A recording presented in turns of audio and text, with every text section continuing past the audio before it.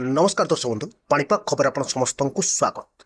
माड़ी आसुची कालबैशाखी जनित वर्षा वज्रपात बात्या भली हेब वर्षा पवन उपकूल सह उत्तर को जारी है हाई अलर्ट। 5 जिला को सतर्क रहा पाणीपाग विभाग परामर्श।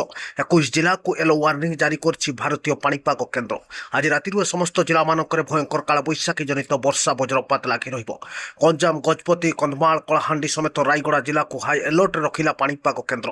तेज नजर पकांतु कौन रही आज पाणीपाग को नहीं बड़ अपडेट क्यों सब जिला मानक भयंकर कालबैशाखी जनित वर्षा वज्रपात और क्यों सब जिला मानक घड़घड़ी सह वज्रपात ने सतर्क रहिबाकु एबेठु पाणीपाग विभाग परामर्श जारी है। पूर्व वीडियो को लाइक चैनल को सब्सक्राइब और शेयर करंतु। या सब फेसबुक रे देखुतले निश्चय पेज को फॉलो लाइक और शेयर करिया पई भूलंतु नाही। तो भारतीय पाणीपाग विभाग आसला बड़ सूचना भीषण रूप में माड़ी आसुची कालबैशाखी सारा ओडिशा रे देखिबा पई मिलिबो वर्षा वज्रपात। उपकूल सह उत्तर और दक्षिण ओडिशार प्राय अंचल को हाई अलर्ट जारी कला पाणीपाग केन्द्र।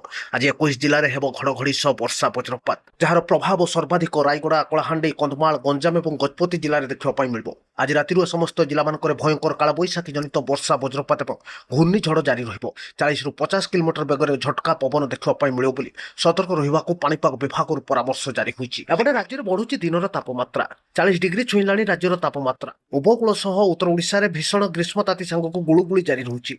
विशेषकर बालेश्वर भद्रक केन्द्रापड़ा और जगतसिंहपुर जिले में अधिकांश स्थान में एभली स्थिति लगी रही। पाणीपाग विभाग सूचना कहूछि एही 4 जिले में आज राति एभली स्थिति देखा मिलिବ। भयंकर गुळुगुळी सांगक ताती बढ़िबा नै सूचना रखिछि विभाग।